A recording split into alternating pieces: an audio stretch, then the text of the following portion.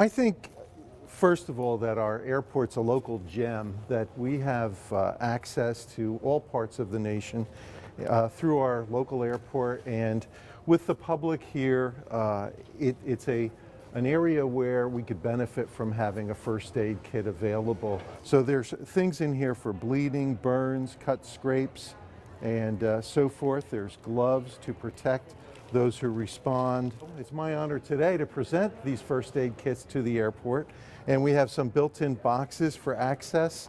They are alarmed so that people just generally can't use them for a Band-Aid if they want to. They're here for a purpose, and those are minor emergencies. So what I will do is place one in the box here today, do that without setting the alarm off, and there we go.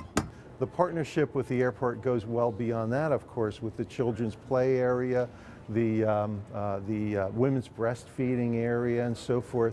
This is kind of a natural extension of that partnership, I feel, and I think a welcome one.